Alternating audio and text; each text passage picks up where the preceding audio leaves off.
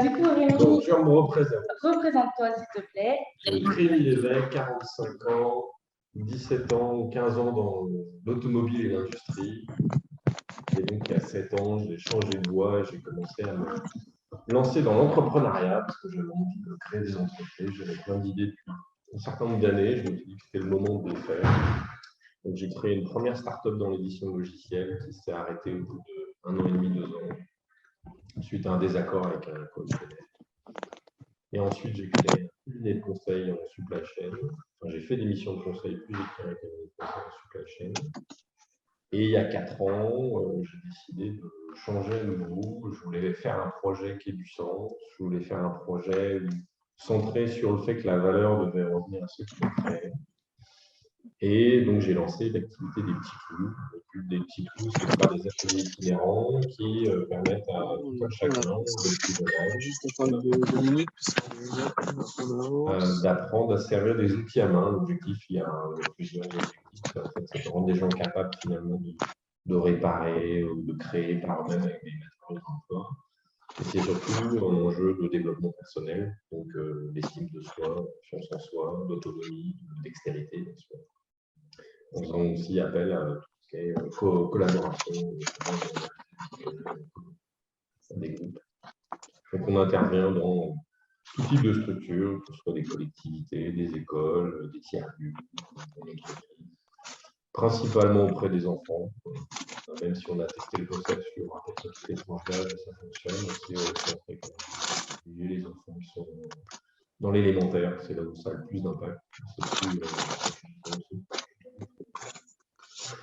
Et donc aujourd'hui, il y a 4 animateurs indépendants qui travaillent, qui font des ateliers petits clous principalement en Île-de-France, ainsi qu'une structure spécialisée dans l'animation, tout type d'animation qui s'appelle Terrevox, qui déploie les ateliers petits clous un peu partout en France et principalement dans le cadre de programmes d'éco-quartier ou des verts sociaux. D'accord, merci. Du coup, tu as été salarié pendant longtemps. Et pourquoi tu as voulu entreprendre? Enfin, comment t'es venue l'envie? En fait, c'est une envie que j'avais toujours eue même avant de commencer ma carrière de salarié. J'ai toujours eu plein de projets en tête et je ne prenais jamais le temps de les mettre en œuvre. Je ne viens pas d'un secteur, d'une famille en tout cas, qui est baignée là-dedans. Donc je ne me sentais pas spécialement en confiance ou entouré pour me lancer quand j'étais plus jeune. Et donc j'ai attendu d'avoir un âge un peu plus avancé, d'être mieux formé, plus aguerri pour me dire que c'était le moment de le faire. Et que si je ne le faisais pas à ce moment-là, je le ferais peut-être jamais. On n'a qu'une vie, donc c'est maintenant qu'il faut le faire. Et du coup, qu'est-ce qui a fait que c'était le bon moment à ce moment-là? Oh, plein de choses. Un gros, il y en a, comment on appelle ça? La crise de la quarantaine, ça c'est un peu ça. Non, plein de changements. J'étais dans un groupe où il y avait, pour ceux qui connaissent des mécanismes de LBO, de leverage buyout, c'est les rachats d'entreprises par effet de levier. Il y a eu la crise de 2008, 2015, difficile à gérer. Et c'est un LBO qui était un peu compliqué, pas très bon, et donc ça ne m'intéressait pas de cette phase-là. Donc j'ai préféré quitter l'entreprise que j'étais à ce moment-là. Et voilà, la question s'est posée de se dire finalement, arriver à 38 ans à l'époque.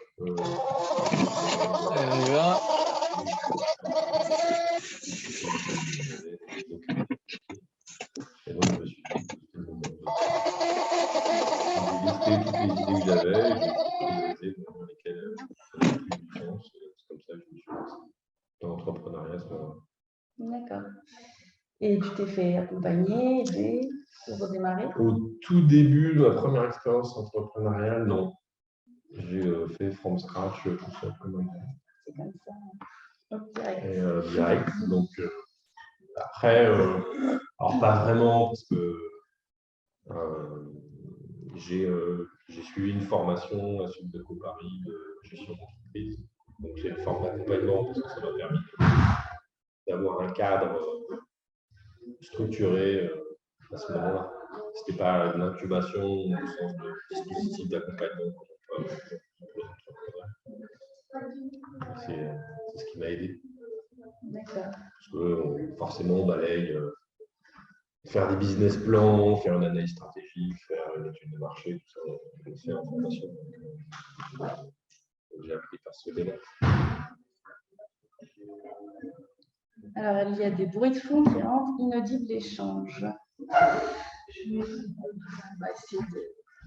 C'est un peu compliqué, parce que c'est un lieu où ça rentre et ça sort. On est peut-être loin de l'ordinateur. Il faut parler plus fort. On va nous voir en gros plan. Ah, vous êtes beau. C'est gentil. Du coup, ND, là, tu vois.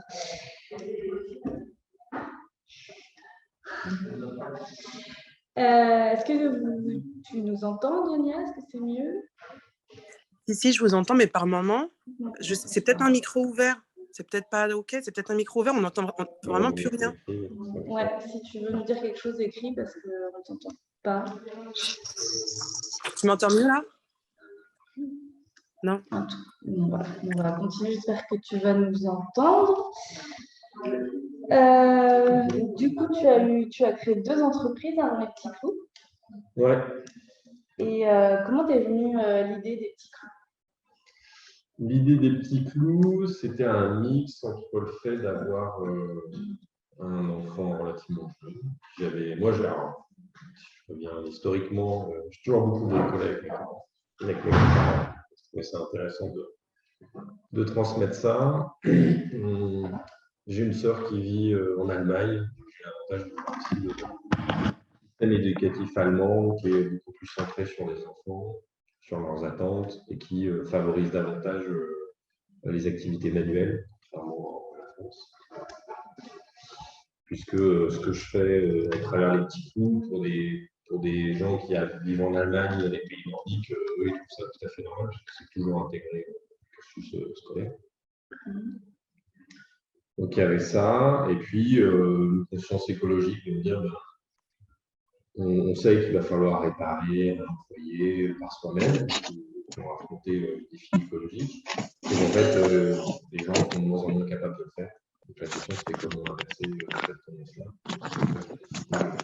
De créer les petits clous pour essayer de rendre à nouveau les gens capables et de se rendre compte qu'ils le sont. En fait, c'est pas très compliqué. De manière à ce que le jour où il y a quelque chose qui tombe en panne, où ils trouvent des matériaux, ils puissent se dire maintenant, en fait, je peux en faire quelque chose. Et qu'ils se sentent capables de le faire. Je ne sais pas si on l'avait précisé tout à l'heure, mais les petits clous se servent de matériaux de réemploi, la récup, ce que j'appelle. Ce qui fait que du coup, ils peuvent se tromper, il n'y a aucun enjeu particulier. C'est ça, c'est le cœur du réacteur de l'approche pédagogique des petits clous, c'est qu'on a le droit de se tromper. On peut se tromper autant de fois qu'on veut, parce que c'est que des matériaux de récupération. Et donc, par conséquent, c'est pas grave.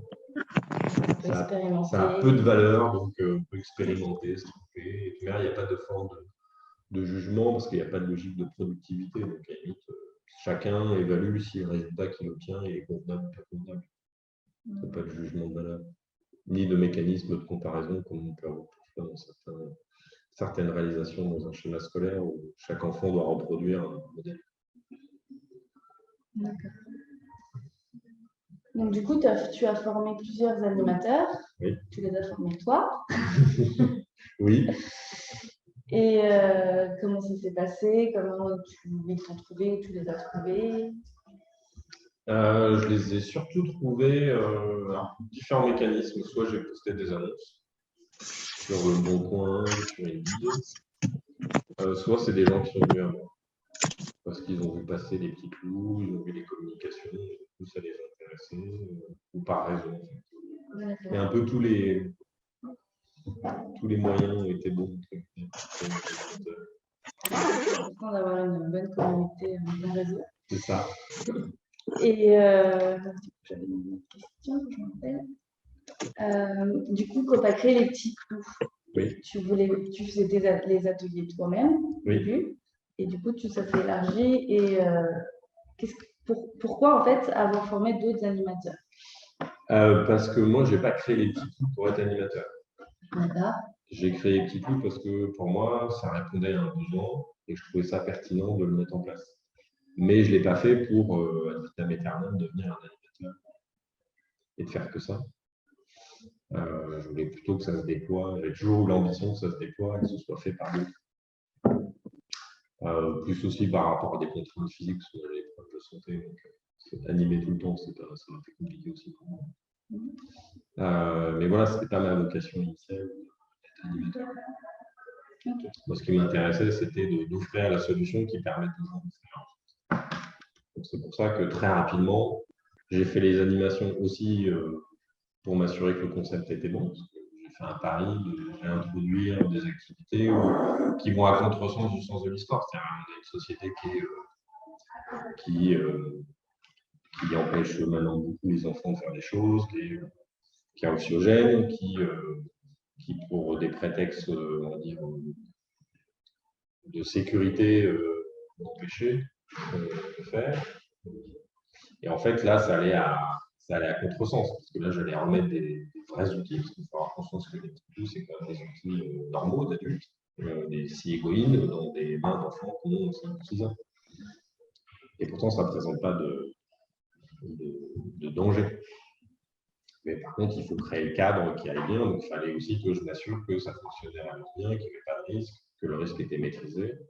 Donc c'est pour ça aussi que j'avais quand même besoin de faire au début par moi-même.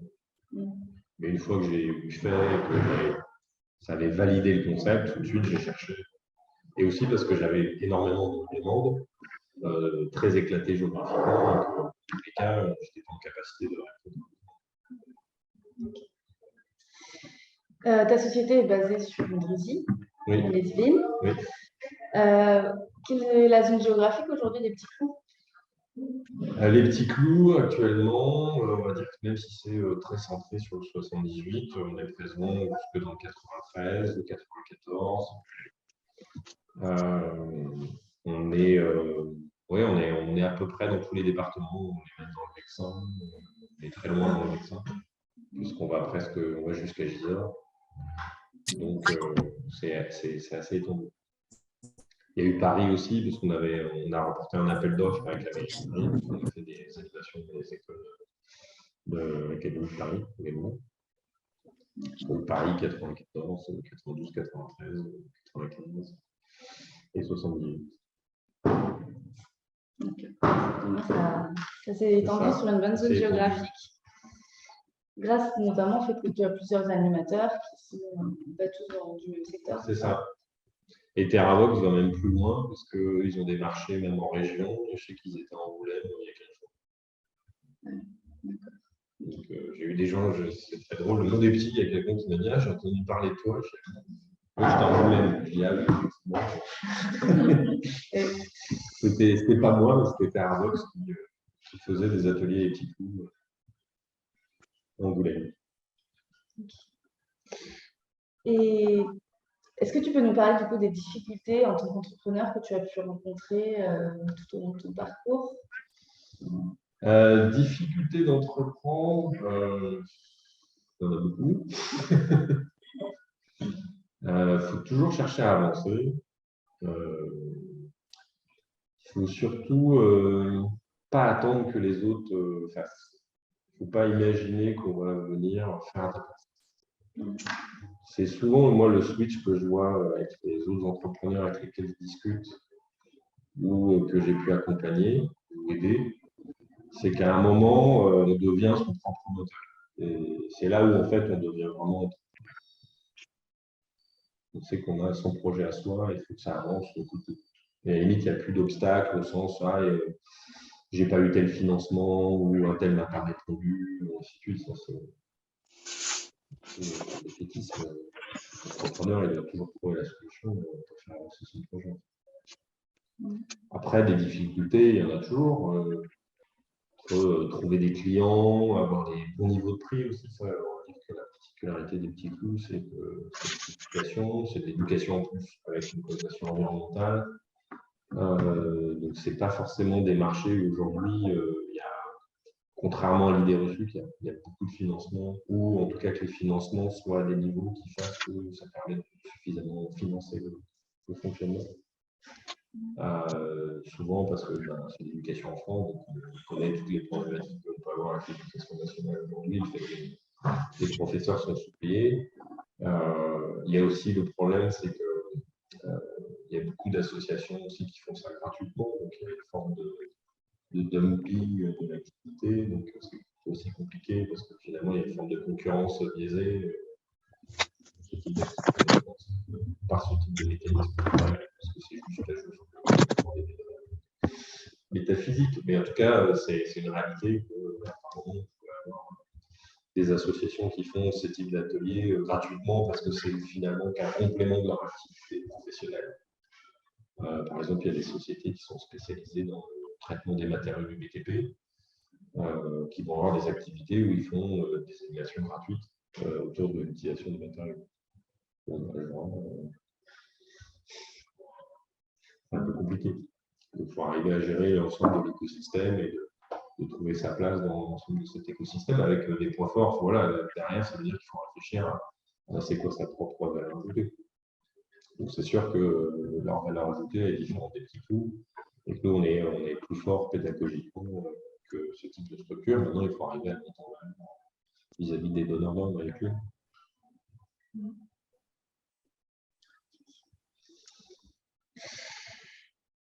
J'ai une question un petit peu. Je peux poser une question? Oui, vas-y. Vas-y, tu peux. Nous avons une question de Claire. Du coup, si c'est compliqué d'avoir le financement uniquement sur les activités que vous faites, ça veut dire que vous avez des chutes aussi à côté ou comment la boîte elle tient? La structure centrale, elle ne tient pas. Ah, ok. Parce qu'en fait, c'est très difficile à financer, justement, de par les niveaux de prix du marché. Et c'est pour ça qu'il y a une décision qui avait été prise de basculer sur un modèle associatif pour voir si on pouvait éventuellement aller chercher des subventions. Après, ça reste des activités qui intrinsèquement ont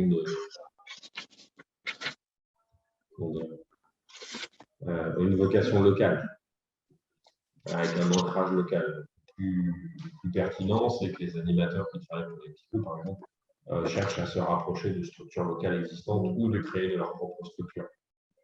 Parce que dans tous les cas, une structure centrale, qu'elle soit au format associatif ou entrepreneurial, il faudra qu'elle se finance. Et aujourd'hui, il y a quand même les associations, le financement des frais de financement de la structure est assez difficile. Et après, toujours tous les financements, mais il y a beaucoup de fondations ou autres financent souvent maintenant beaucoup l'activité avec une quote-part dédiée aux frais de fonctionnement, mais une quote-part. Ce qui veut dire que d'une manière ou d'une autre, il faut toujours chercher à avoir des services civiques ou des bénévoles, enfin des gens qui à un moment donné vont certainement participer au fonctionnement de l'activité, mais sans être forcément rémunérés, ou en tout cas rémunérés au niveau où ils pourraient être prétendus sur un emploi salarié. Est-ce que vous avez des questions à poser à Rémi? C'est le moment. Il y a Miali qui est dans la rue. Ouais. Salut Miali. Non, pas de questions particulières. Vous pouvez utiliser le chat, parce que je ne sais pas si on n'entendait pas Monia quand vous laissez parler. Il y en a qui sont en promenade matinale. Ah oui, d'accord, j'avais dit qu'il y avait Johan. Tu veux poser d'autres questions, Claire? Non, ça va.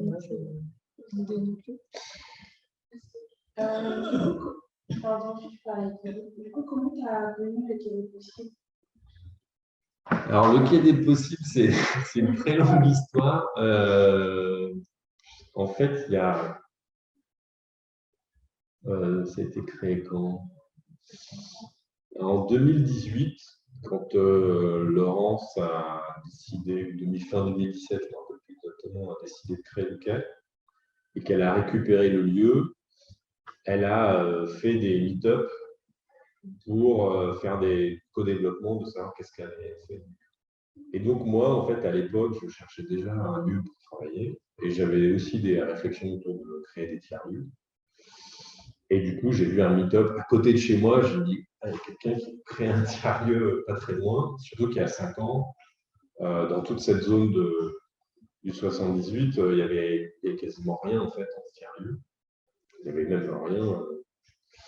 Et donc, c'était une opportunité intéressante. Et donc, j'ai participé aux premières réunions de co-développement du quai. Après, pour des raisons professionnelles, j'avais pu, notamment à mes activités de conseil, j'avais plus le temps. J'avais plus le besoin de chercher un tiers-lieu et j'avais plus le temps. Donc, j'ai pu participer à ça. Et en fait, je suis revenu quasiment un an et demi après, au moment où ça ouvrait. Puis je suis arrivé en février 2019. Et ça devait être ouvert depuis 6 mois, peut-être, je sais plus exactement. Et donc, c'est comme ça que j'ai connu le quai. Et je suis resté au quai jusqu'à, que je ne dise pas de bêtises, peut-être jusqu'à août 2020. Et j'ai quitté le quai à un moment où, en fait, les petits clous, j'avais besoin d'avoir une équipe avec moi. Et le lieu ne se prêtait plus à ce type de phase, entre guillemets, de développement. Donc, voilà. Une question. Est-ce que dans votre activité, vous faites aussi des ateliers à destination du grand public ou c'est vraiment, du coup, ça c'est vraiment recentré que sur des écoles Non, on fait tout type, on fait des événements, on fait tous les formats, on fait atelier événementiel, on fait atelier récurrent, on fait atelier plus ou moins récurrent, c'est-à-dire à la semaine, au mois. Ça, vous avez des locaux du coup pour organiser ça ou Non, on se déplace en fait, c'est mobile, donc à chaque fois on se déplace de lieu en lieu. Mais ça peut être à destination du grand public et de passage parce que c'est la journée par exemple du développement durable et qu'il y a une ville qui fait des événements dans un parc et on va avoir des ateliers dans le parc et les gens vont venir au fur et à mesure qui passent. Ou au contraire, c'est sur inscription et en fait on sait qui vient et ça peut être que des enfants, ça peut être des moments par enfant. On a fait récemment par exemple une journée avec le département du Val-d'Oise pour les collégiens du Val-d'Oise, donc toute une journée d'atelier avec les collégiens du Val-d'Oise. Donc il y a tous les formats, tous les âges, les retraités, les actifs. Et c'est plutôt bien accueilli, du coup, ces ateliers très bien. par le public. Très, très bien. C'est 100%, je peux le dire, 100% de satisfaction. Non, mais c'est vrai, ils sont tellement. En fait, c'est pensé. Je vais lancer les fleurs. Mais c'est pensé pour que ce soit satisfaisant parce qu'en fait, on rend les gens autonomes, on leur laisse la place pour qu'ils soient créatifs, on met en place un système où il n'y a pas de forme de jugement. Donc forcément, on crée un écosystème où normalement, ils vont mécaniquement s'épanouir, sauf cas hyper exceptionnel, qui arrive quasiment jamais. On crée quand même des conditions qui sont favorables. Ça n'aurait pas été mis en place comme ça. Le résultat serait certainement différent. D'ailleurs, conceptuellement, en fait, un atelier, c'est une forme de mini-entreprise libérée ponctuelle. Puisqu'en fait, ça fait appel au même mécanisme que l'entreprise libérée. L'autonomie, la responsabilisation, la place à l'initiative. Okay. J'ai une dernière question avant de clôturer ce café inspirant. Est-ce que tu peux nous donner des conseils pour les futurs entrepreneurs? Oui, j'en ai plein. Le premier, c'est d'aller chercher le client à tous les moments du projet. Quelle que soit l'étape, même déjà quand on a juste une idée, il faut aller voir des clients pour voir déjà qu'est-ce que vous l'idée. Et il ne faut pas avoir peur d'en parler. En fait, souvent, les entrepreneurs, ils ont l'impression d'avoir l'idée du siècle ou d'avoir l'invention du siècle et que s'ils vont en parler, on va leur piquer l'idée. Alors, en fait, le problème, c'est que c'est une vue de l'esprit, c'est faux, parce que souvent, il y a déjà plein de gens qui ont eu la même idée. Ne serait-ce que statistiquement, je pense qu'on faisait une étude, au même moment en France, il y a déjà des centaines de gens qui ont la même. Ce qui veut dire aussi que 2 ans avant, il y avait des centaines qui l'avaient aussi, et 10 ans avant aussi. Donc en fait, il ne faut vraiment pas avoir peur d'en parler à toutes les phases. Et ce qui compte, c'est l'exécution.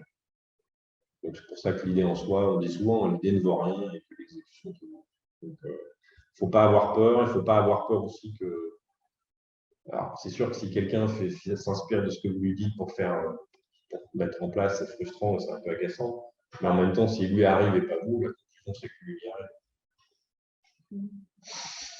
Donc c'est pour ça qu'il ne faut pas en avoir peur, il faut y aller. Et le fait que souvent, quand il y a la confiance, les gens, souvent, vu qu'ils ont l'impression qu'ils ont une idée de génie et qu'ils se rendent compte que finalement, il y a plein d'entreprises qui le font déjà, ils se disent ah, mais finalement, je ne suis pas un si grand génie que ça, mais ça n'a rien à voir en fait.